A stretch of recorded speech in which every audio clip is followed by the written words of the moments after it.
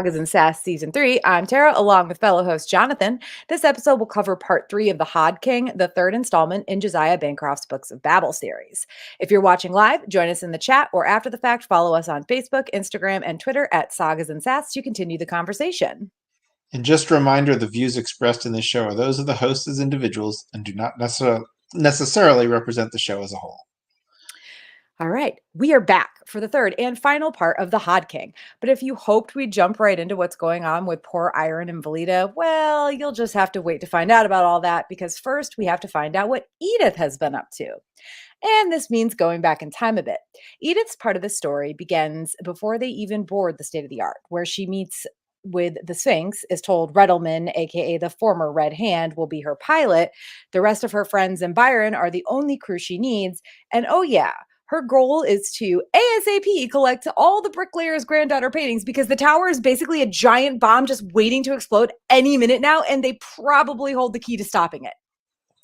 Yes, all of that really is happening. And poor Edith, because the Sphinx insists that the whole possibly impending end of the world has to remain a secret, and then, sends her off on a ship with her friends and one not entirely sane former dead man.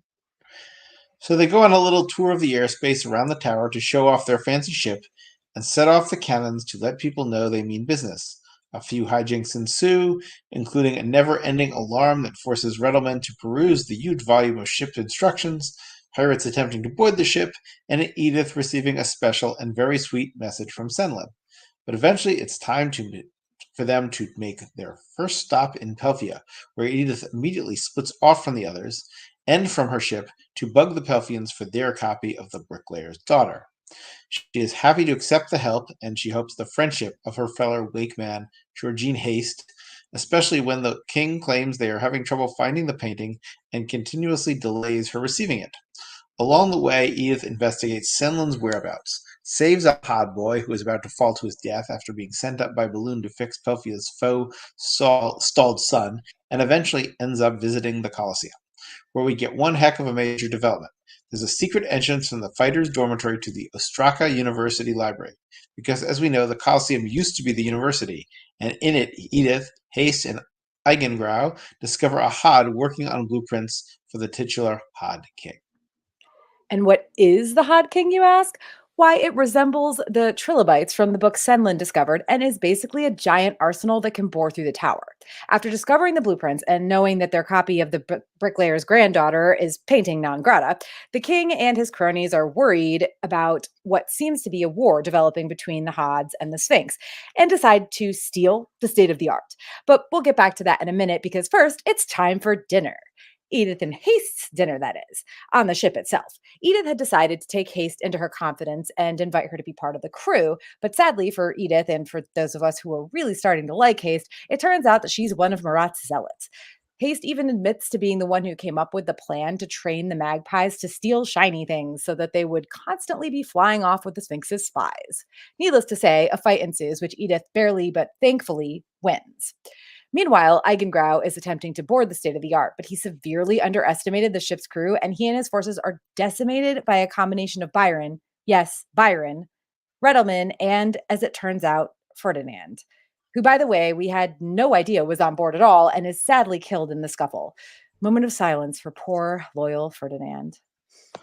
Eigengrau does in fact escape, but stumbles into Eren's waiting foot. Seriously, she kicks him down and bashes his head in with her boot.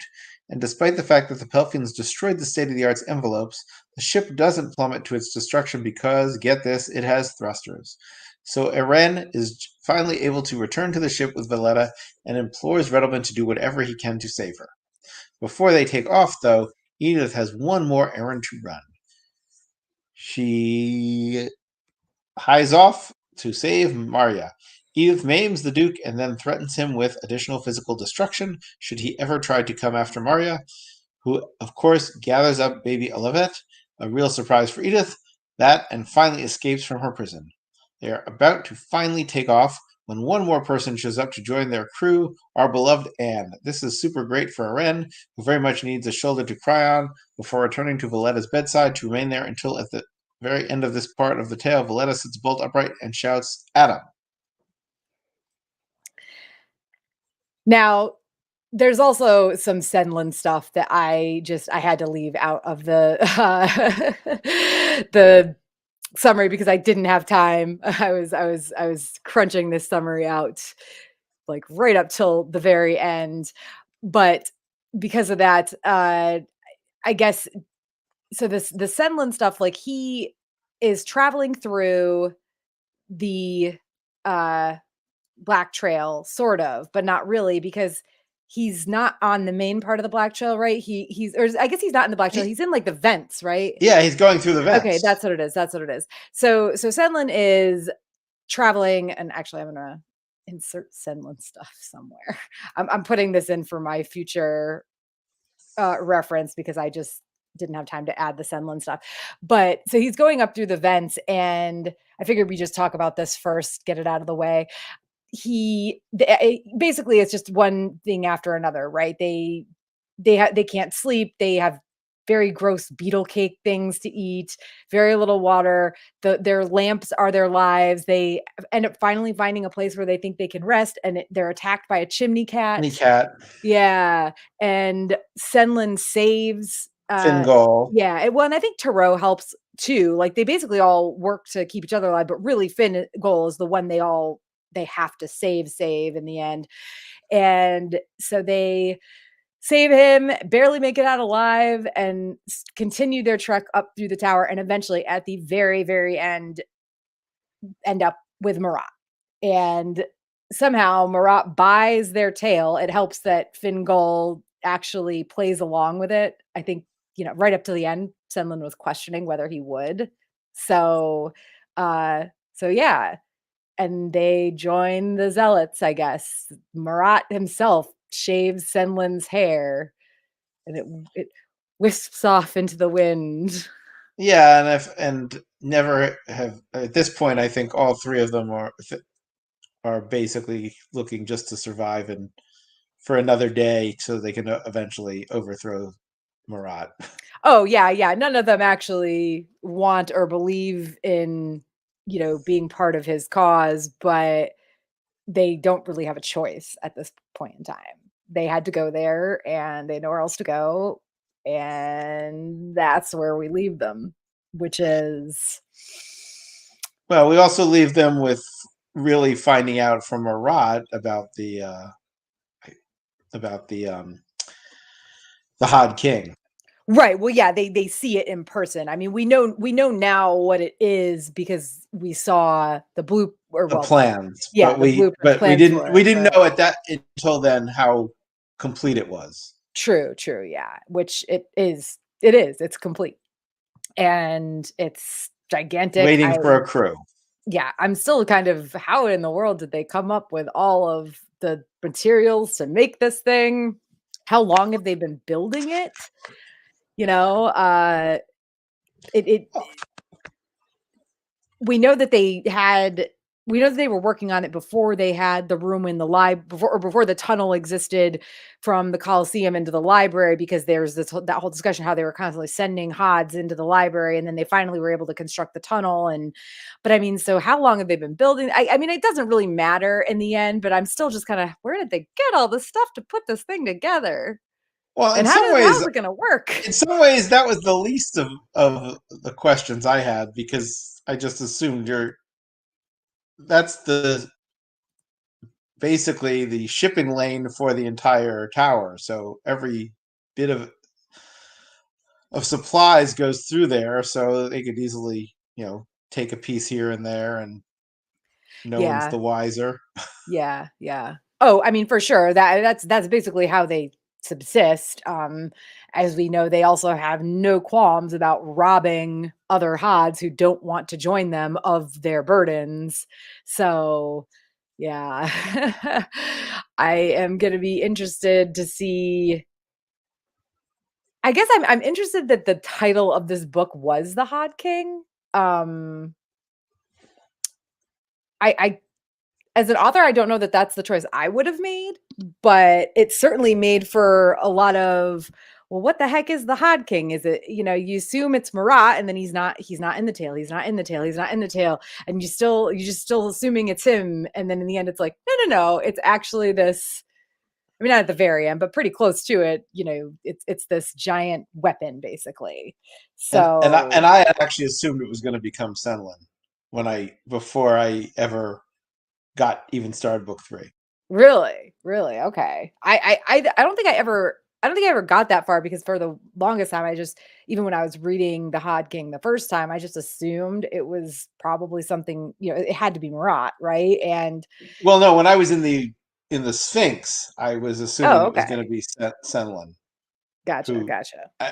before we even met Marat. I mean, basically, when I just looked at the titles of Right, the yeah. books, I I Well, assumed yeah, that you Senlin don't spoil ascends, then he yourself. becomes then he falls, then he becomes the Hod King. That's sort of how I saw this. Yeah. Yeah, I mean, but in the end, nothing of the sort. It's not a person at all. It's this giant weapon. Uh I it A lot of this, there's so many questions I have that I'm sure will get answered in book 4 because as far as we know, they're going to start using this Hod King of theirs. And I but one of them being, how are they going to bore through the tower with this giant thing without causing like structural issues?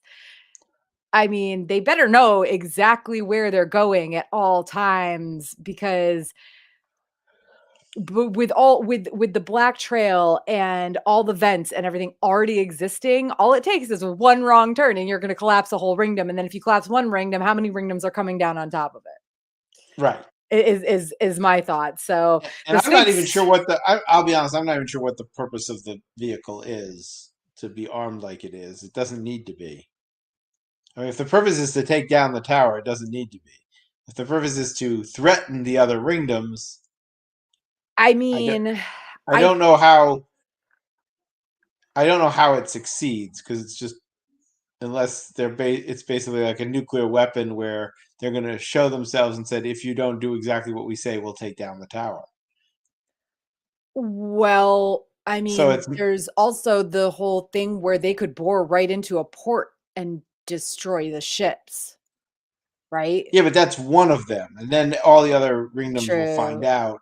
It just doesn't make sense to Yeah, me that I feel like you know, 'cause they could destroy one ringdom, maybe two, and then the other ringdoms will I think that they take their forces and combine them, and I mean, they I have actual engineers working on it. We don't know exactly what it's all made of. I mean, I would guess that they at least believe that it's impenetrable, you know? Indestructible. why would you think that? It's made of the same thing that the ships are made of. I mean, I just don't. I And they mean, have. listen, I never bought that. there's I think it's more zealots, the. man. Like it doesn't make sense to me either. But they clearly believe that this thing is, But I guess at the end, all they need to do is get up to the Sphinx's lair, and in their minds anyway, they don't need to fight the ringdoms right away necessarily. If they get up to the Sphinx's lair and make their get bore their way inside there and they have all the paintings and they crack the code or whatever, uh you know who knows what sort of power they're going to have at that point. Like they really only need this thing to capture the Sphinx's lair at this point, as far as we know. uh so I'm yeah, I'm very like, okay, guys, go you, I guess. You did a thing. You built the machine. Congratulations. And it also requires like a crap ton of manpower, like a crap ton. Yeah, And too many, as far as I could tell.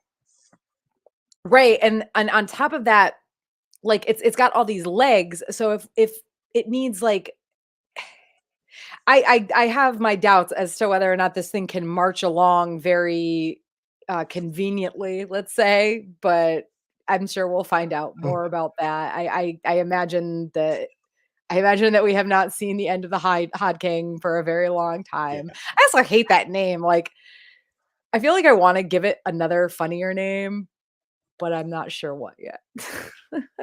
I'll have to think on that. Maybe I'll figure it out before we start covering Fall of Babel. Um, okay, so on that note, part 3 of this book is called The Gold Watch, and it refers to the nickname that was given to the Wakeman Georgine Georgia Hayes. Hayst, Yeah. yeah, by the people of Pelphia, which is, whatever. The people of Pelphia are kind of the worst. But it was I was so ugh, I have so much to say about Georgine and Edith, like, we might as well just get that out of the way too, because this is really the biggest, uh it's the biggest part of this storyline as a whole. Like, there's all these other little things happening, but the real thing to me was Edith's growing trust in Haste, and, her over time, Haste is helping her, and seeing that Edith is doing these good things, and she's kind of like, you're silly for saving that little Hod boy." But it, they develop this relationship, this friendship, and Edith is not a trusting person anymore for very obvious reasons. But she finally is like, I need to trust somebody. And how great would it be to have another Wakeman on the ship? And she's not really able to do anything she should be able to do here. I'll invite her to be part of our crew. And it turns out that the whole time Haste was just playing her.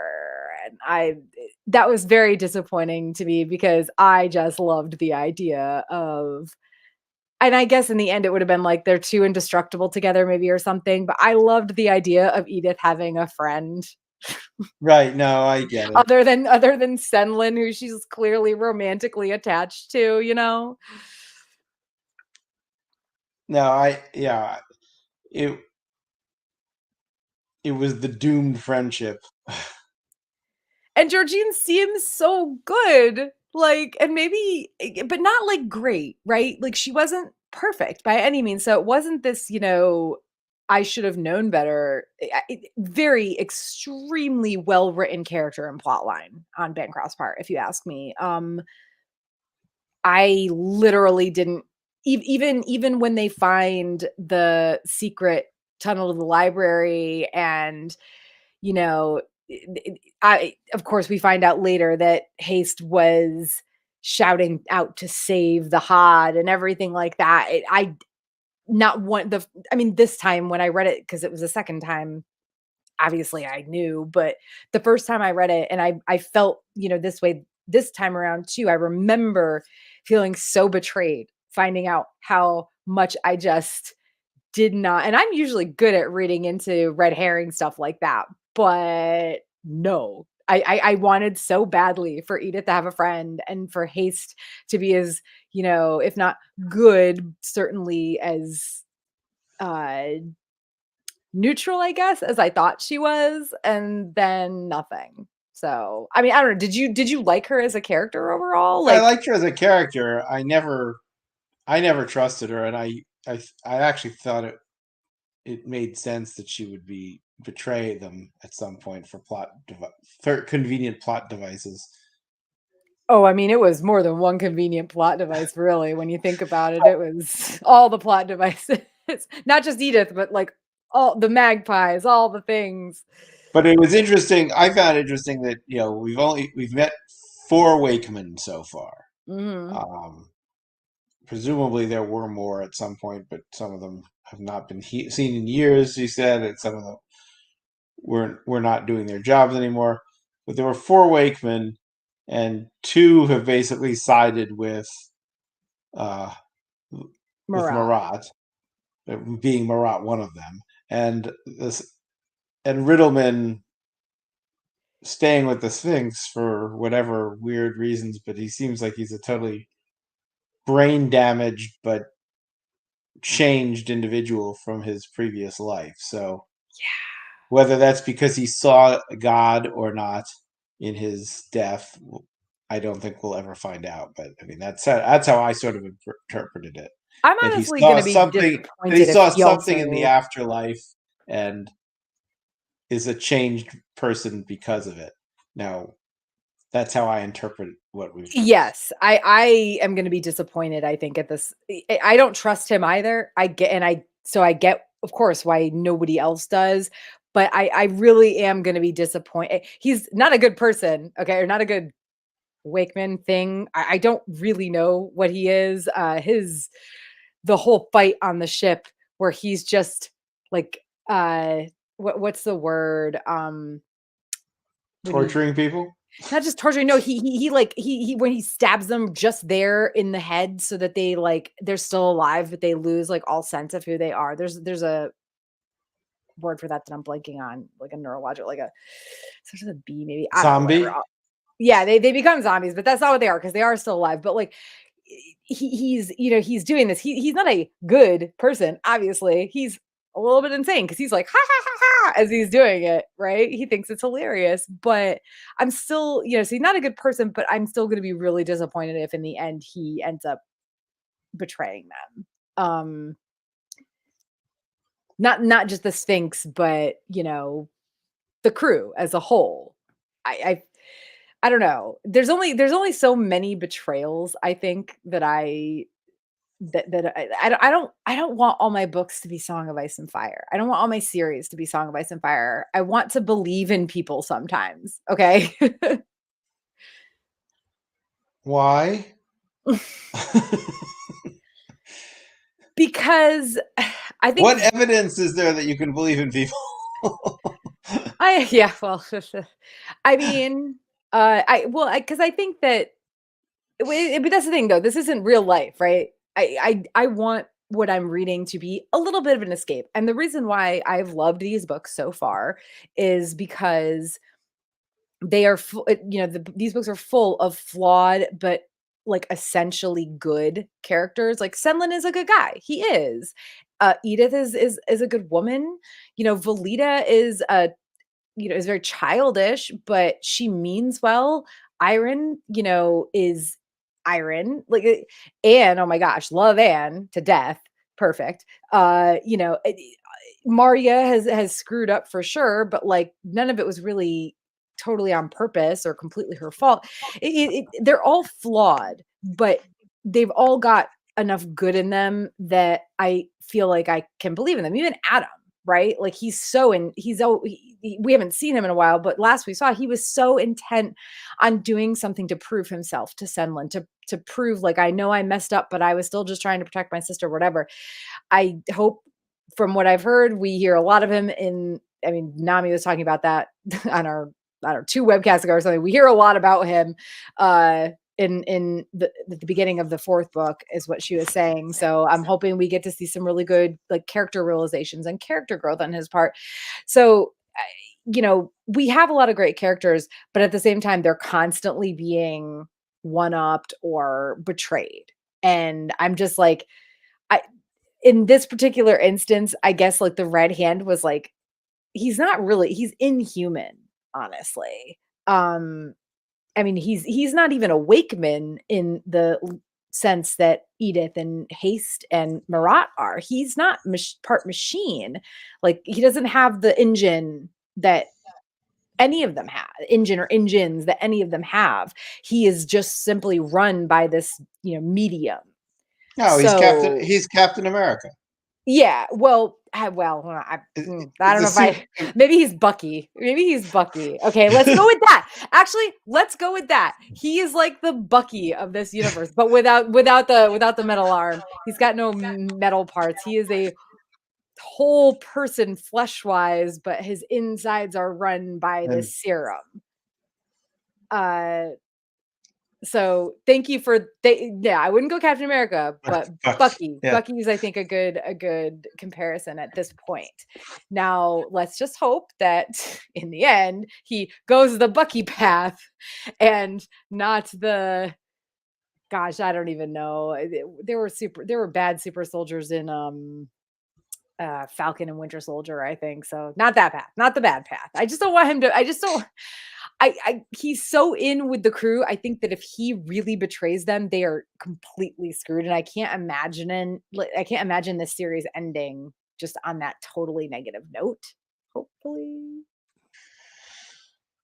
Yeah, I still don't know where they're going to end the series, but I've been rereading Song of Ice and Fire in between these books. So I'm just like, I need this to be not entirely like Sad. I'm about 25% into the last book of this series. Mm. So I'm more than that, so I'm doing my best to, just avoid any talk of that. Okay, so random questions that I thought of while I was reading this. The will-o'-the-wisps, the the pothole thing or the little medallions in the ground that pop up and you get in them and they were we heard about them, we knew about them from the first two parts of the Hod King, but we didn't actually see any of the characters experience them. It was only Semlin really, and then Iron and Bleeded. So we didn't see any of the characters experience them until Edith. And are they in somehow some way technology, or is there actual magic in them? Because when Edith steps into one, she sees her biggest fear. It's kind of the opposite of the Mirror of Erised in Harry Potter, where you look into the mirror and you see your biggest like desire or hope.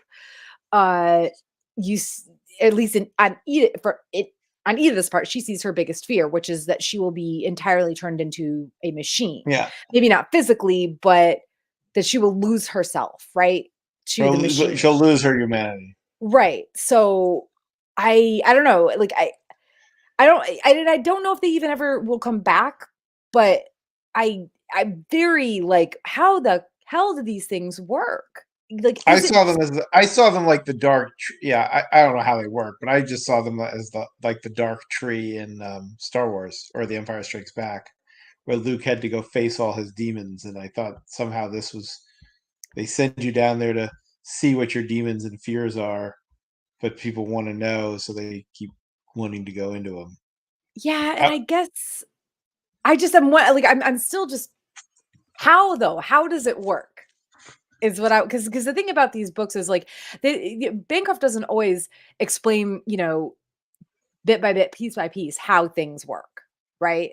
But even though he doesn't do that, like all the time, there's enough of it there where this was the first time with the Will o' the Wisps that I was like, I don't understand. How do you show each individual person their deepest, fear or whatever? Well, I'm assuming it's reading their minds somehow. How it's doing that, I don't know, but that was my assumption that somehow this is a piece of technology that can read essentially minds and project your own fears from your mind, and maybe even depending on who you are, maybe it would project something else in your Hmm. subconscious to you. That's what I interpreted it. Now, whether that means anything, whether we'll ever come back to it, whether it was just a fun thing to, a game to convince people to go in there so they can change some fuses, I have no idea. Oh, I mean, that's absolutely what it was. I know, but I'm just But saying if that's all it was, and the author was just trying to justify why someone would go in to change a fuse. yeah, it's so weird. And I don't know why. Well, no, I mean, I do know why. I'm, as interested in I am in the idea of how they work. It's because, like I said, this is the first time I've really felt that there's literally no like technological steampunk, any sort of explanation for this. How? So I'm hoping that eventually, even if it's just a passing thing, I want an explanation. But other than the red MacGuffin of the serum, there's no explanation for how any of this stuff works. You just take it as a grain of salt. That you have this serum, which is this energy source, and therefore these things get powered. And say living. You I move on. suppose. Although the serum, there was actually in the beginning of part 3, there was I can't remember if it was the Sphinx herself or Byron that was like talking about what the serum was made of, and they were talking about all the animals that live in the tower. They mentioned chimney cats, they mentioned those snails. And I think one other thing, oh, maybe the spider eaters, I'm not sure, but like Yeah, but they they they all were had a job. The chimney cats were to clean the chimneys, right? I mean, right, but they took that's what I'm saying. The medium is made from like spores from the and I don't remember exactly which was which, but it was like spores from the chimney cat and slime from the snails and musk from the so somehow yeah, I don't know. It doesn't it's neither here nor there, I think, at this point, but there is still some explanation for how they at least make the medium. And you're right, there's no I guess to me it's kind of like the oil that the Tin Man puts in himself in Exactly. Wizard of Oz. Like it shouldn't just make him run because he's just a tin. You know what I mean? He's still a living person that's also I don't know. Yeah, it's that's what I think of it as though. It's the Tin Man putting oil in his joints, right? But okay, so Will-o'-the-wisps, big mystery, still annoyed that I can't figure out how the heck they might work. Now this is kind of an aside, I guess, in a way, but I need to talk about it. So Ferdinand is actually a hound. He is actually a hound in that mechanism. And I was like really sad. Not the first time, it was like I was like both surprised and not surprised, and also very sad that he died. But the second time, I think it felt even worse because I knew ahead of time that what he was and that he was going to die. And I kind of I'd kind of forgotten because it had been so long since I'd read this that he was even on the ship at all. But as soon as Byron was like, "Hey, bah, I need your help," I was like, "Oh shit, it's I didn't this remember. I part." didn't remember he was on the ship at all either. No, no, we did not know. We did not know he was on the Okay. ship. So when I say I didn't remember, I'm just saying I have read this book once before and I did not remember him being on the ship because it's such a brief I think it's such a brief like, interlude sort of thing that he happens to be on the ship and then he immediately goes and dies. No, it was very sad, but and in hindsight, it was not surprising because it sort of acted like a dog during the entire run in Yeah, and but just the like Sphinx lair. looking back to Arm of the Sphinx, when there's that very short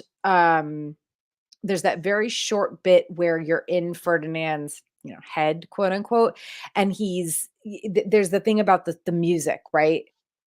And he has his romping music and he has his whatever his sad music. He has his three different, I think, kinds of music, and it just like I don't know. There's a lot about this that like both bothers me and like in a way kind of like this is probably like this is based on real science. I know they've done experiments with dogs where they like train them with certain types.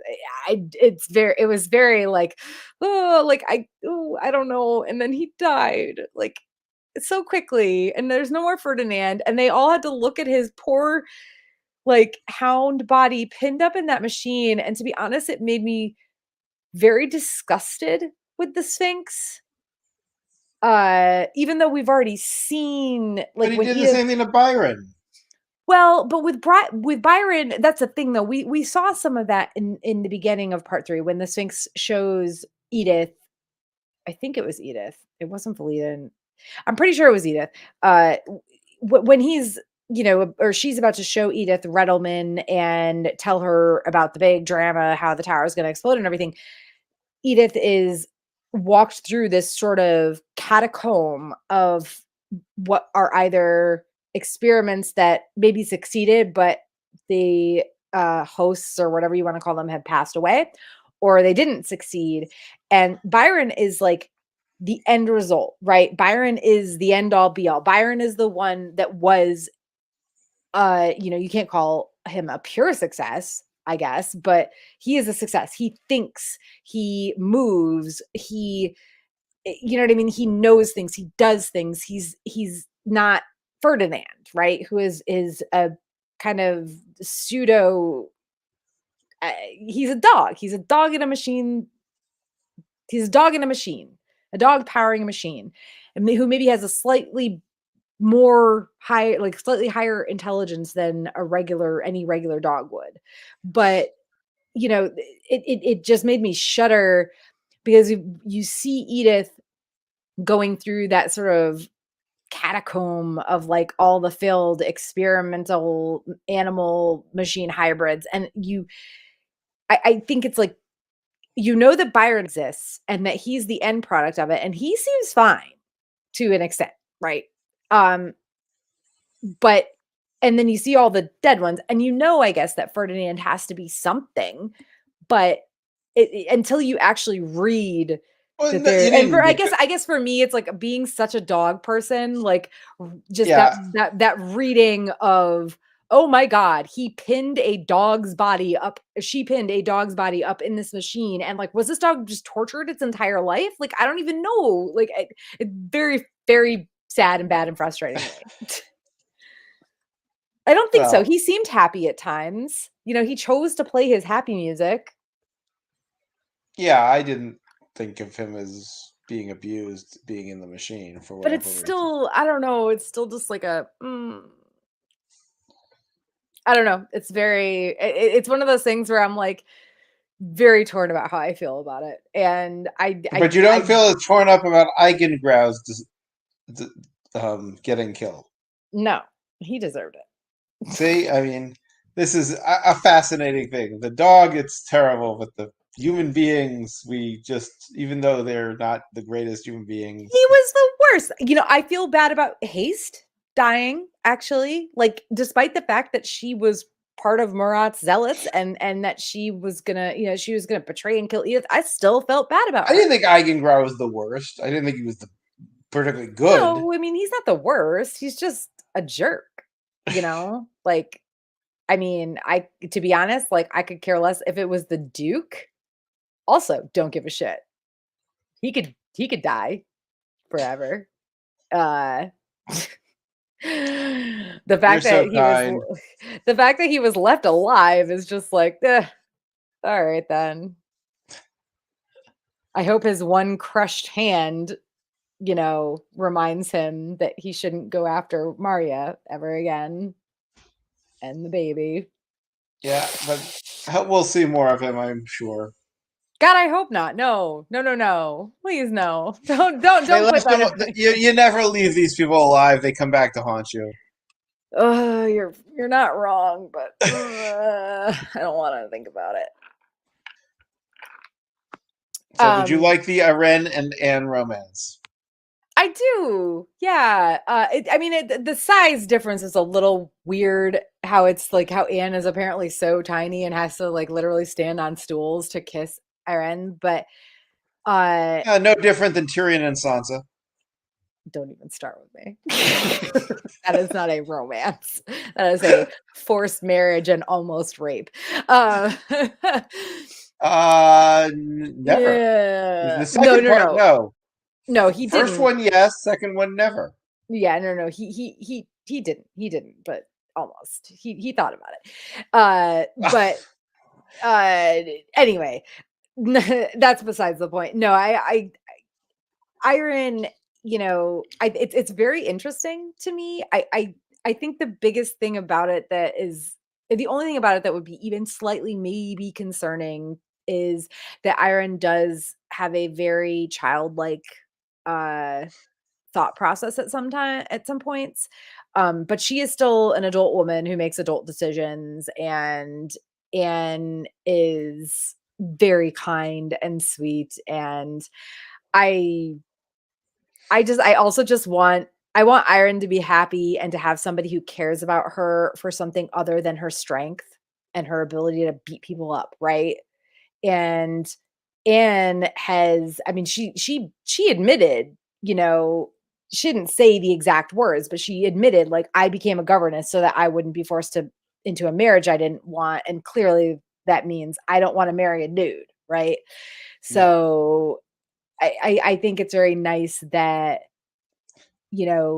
and she's also a very caring person, even when she was saddled with whether they were just kind of bleh, you know, children that turn into adults, Into adult or monsters. yeah, she's been saddled with a lot of, you know, bad kids slash teenagers.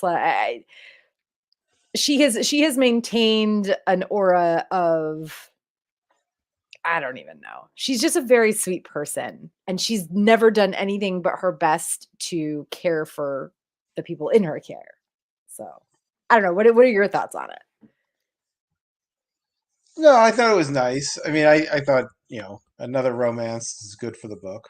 Uh, Well, something other than the, triangle between Maria and Edith and Senlin, well, yeah. it depends on if the author is into polyamory. We don't know if that's where it's going. Uh, but I mean, hey, you don't have to be polyamorous yourself to, enlist friends of yours who are and be able to write a positive polyamorous romance. And I said it last time, and or maybe it was, I don't remember when I said it, and I think it was the last episode, but I will say it once. I said it once. I'll say it again. I would absolutely just adore, uh, you know, a very happy, healthy polyamorous relationship between Maria Senlin and Edith. I think it could work. I do. the you know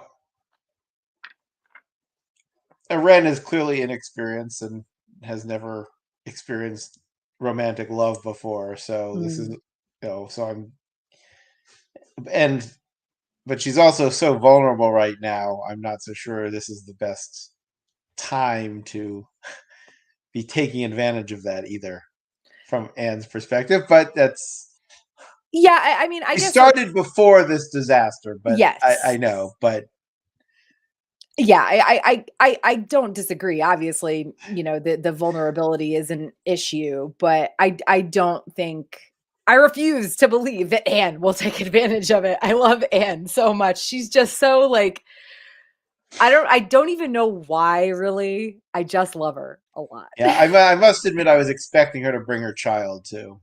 I kind of thought that too, honestly. And I had a weird memory where I thought that she did. And maybe that I like when I read it the She second time, I didn't. was like, wait a minute. Oh, Xenia's not here. I think she probably went off and married the prince's Friend. kind of like just maybe that guy was like a 60% douchebag, not 100%, so but honestly if What's funny is it's probably terrible to think this way.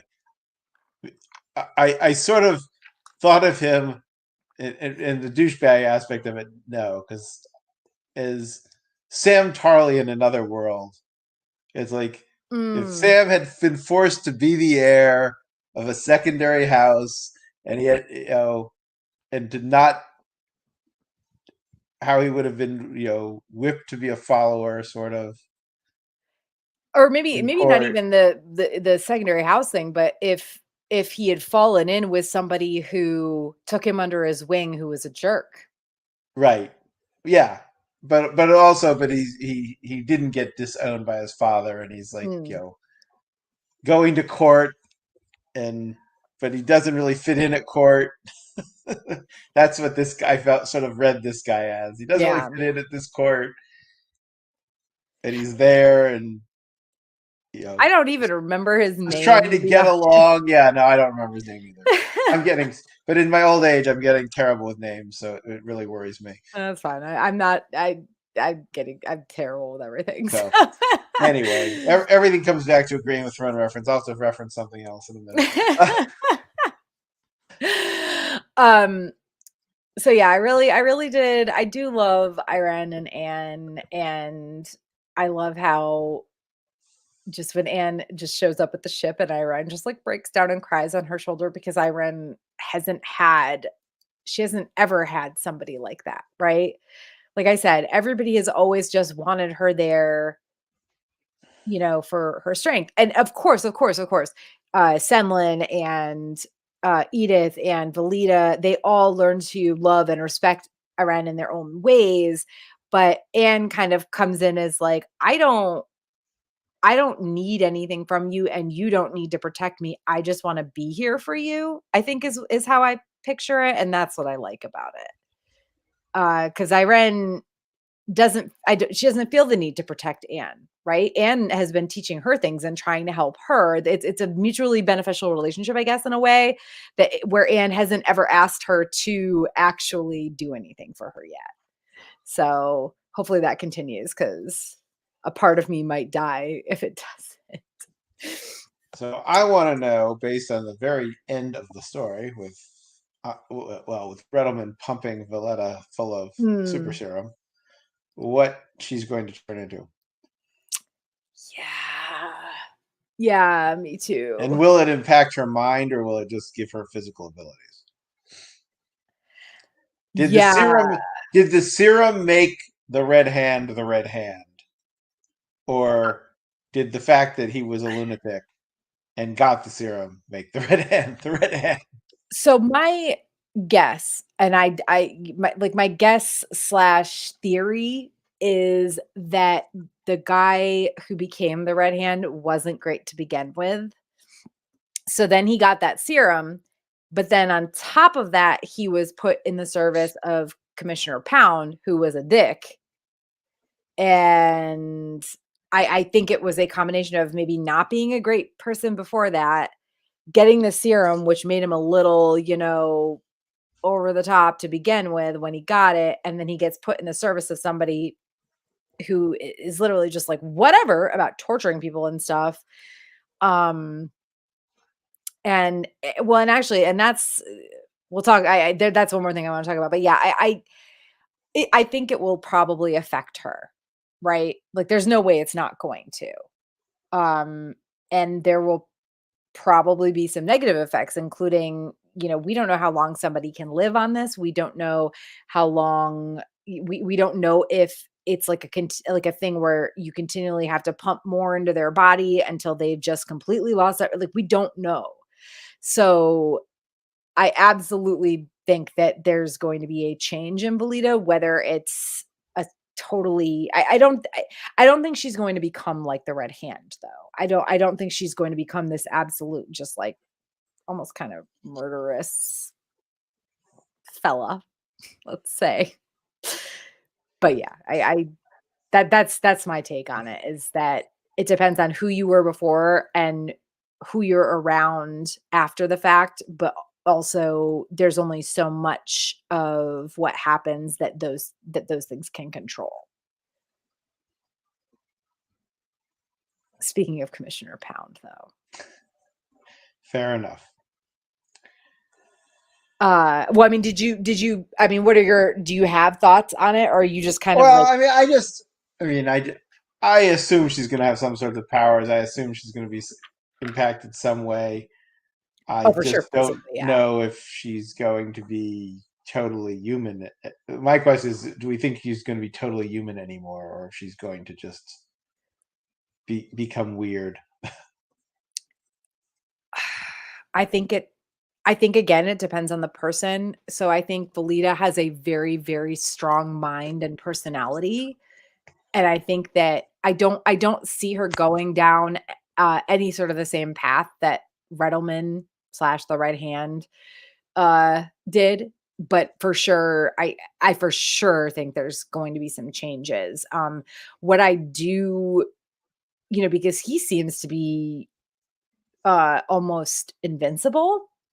And I think Yeah, my biggest worry yeah. He's there is Valita has always kind of been way almost over the top too adventurous and everything. yeah. So Now she can be because it yeah, doesn't matter. yeah. So that's where I foresee a problem coming in, I think. Um and I don't know. I talked a bunch of shit about Commissioner Pound just now. But in the end, I almost felt a little bad for him, because he died. I left that out of the summary because it's a very short, kind of non-consequential thing, but he's dead. He walked No, off well, we don't know. We suspect he jumped off a ledge. he walked off a port hundreds and hundreds, no, thousands, probably thousands of feet above ground. Like, what is Pelphia? It's the fourth But ringdom, fifth so ringdom? actually, let's step back to falling to their doom. It was so that was the one thing in this series that I thought was so obvious and was telegraphed so far in advance of what was going to happen when in the end of the second part of this book, where Aren was taking Valletta to the ship and watched the ship have its balloon envelope destroyed and it started to fall. And immediately I said to myself, I go, this is a highly complex ship by the Sphinx. It's going to have thrusters or anti-grav devices, and it's just going to float. I saw that coming a mile away. So that was a little bit of a letdown in that I actually did. Well, yeah, like, I mean, we talked about last time, like, of course this ship can't just go away, right? It can't, Well, it could everybody have. on it can't die. If this were George R. R. Martin, it would have. In Uh, the early books, it would have been. oh God. Well, I don't know about So, that. yeah, no, in the Nah, early books. that's the thing though. That's the thing about Martin is, yes, he kills people you wouldn't expect him to kill and all that, but he never murder, like that would be like if he, I don't know, if Ned and Arya and Sansa actually got on the ship to go back north, and that was when, and then they got attacked, and all three of them died immediately. Like, well, and also this is a book with a much smaller cast of characters, so Yeah, no, yeah, I know. but yeah, I wasn't. I mean, I agree, but that said, it's still like it was pressed into our brains over and over again in the first two books that, a ship's envelopes were its life, right? And, It the was a one war rule of crime. war is that you don't fire on a ship's envelope. So it when that happened, it was kind of like, oh shit, like what's really going down here? Like, I didn't even necessarily think the ship itself would survive, but I figured, well, lifeboats or something. Obviously that was my first read through like 2 years ago. And also on my first read through, I just kept reading, kept reading, kept reading. I think it took me like 2 days to read this book. This time I took my time, so it was like I wouldn't have been able to do that the first time. But yeah, I mean, no, you're not wrong. Like, and we also know the Sphinx's technology is just way over the top compared to what was actually given to the ringdoms, or what they have maybe they don't seem to have they don't seem Evolved to have much. created any of their, yeah, exactly. Like, they just kind of survived on what the Sphinx provided. Yeah. So, Yeah, that's pretty clear. but yeah, back to Commissioner Pound. It's I didn't put it in the summary because it's a very like short, he's only mentioned in passing through most of this book until the moment where he has been sentenced to his death. And we had found out that uh his daughter had been trying to emulate Velita. Now, granted, that's what we're told by the newspapers in Pelphia. I think there is some theorizing that maybe she wasn't actually doing that and that she was murdered. But either way, it doesn't matter. She died and she's dead. And it's as bad as Pound was, it was like when when he's about to meet his death, and Eigengrau's like, "I'm sorry." And he's basically like, "I don't even care. My daughter is dead." And he just just walks off. Like, it was very like, God, this guy is the worst. Well, he is one of the many worst in the tower. Has How been. did I forgot how his daughter died? She fell off like a roof, Oh, well, that's right. She fell the roof trying to story. imitate Valletta. That's right. Right, right. Yeah, So okay. that's the story. So again, like I said, there are theories that she was murdered, but Oh, I don't think so. I don't think so. I think I it was don't think just it matters either way. The fact of the matter is she's dead, and in the end, when he was, sentenced to death anyway, he was like, I don't even care. And that was very, as much as he was really awful in, the first book, and even the second book when he's like in the era attacking uh their ship that I can't even remember the name of at this point, their first ship.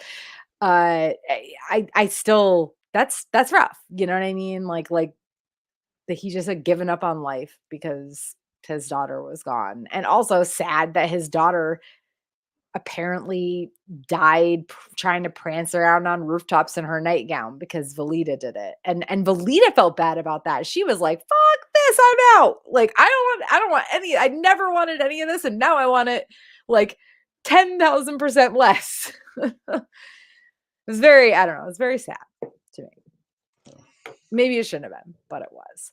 And then you had one final thing that you had on your little discussion points regarding the tyrants, yes. tyrants. And the quote was, I don't know the exact quote. It was very long. Do you think Selin is right? The tyrants trust in oaths and intuition, teach everyone exactly what they want to hear, so they are simple to pander and easy to fool. I think history has said absolutely true. Yeah. Well, and I think that my question was less like maybe do we think Senlin's right, but do we think that Marat is one of them, right? Like do we think that for sure Marat is that person who, because Senlin doesn't even know. He questions himself. So yeah. Well, the answer is yes. I think he is, but and pretty much so is everyone in every ringdom we've seen. Yeah. Well, I mean, they are, and they aren't. I think a lot of these people, it's like King Leonid in Pelphia. Do I think he's an entirely bad person? Not really. But I think King, no, but he's a little bit of an idiot. You know, like there's a lot of that in. You know, and I guess there's no real Finn Goal's like a portmaster in New Babel, but we don't really see other leaders in New Babel. Commissioner Pound is a leader in the Baths, but he's not a king the way that, you know, the way King Leonid is.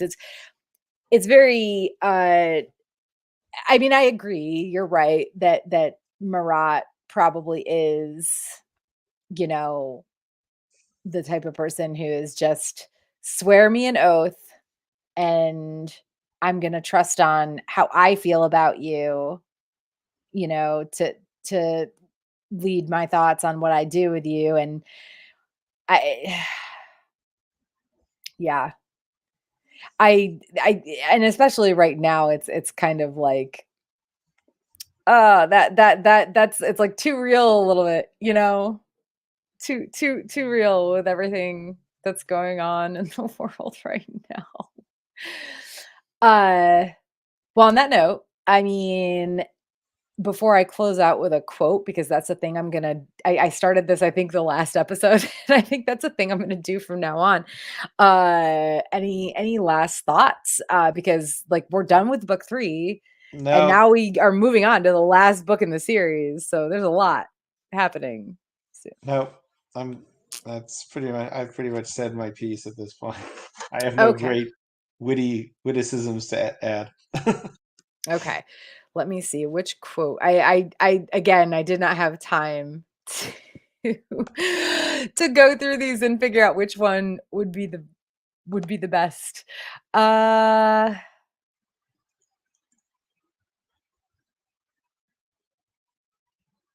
gosh, a lot of these are very sad.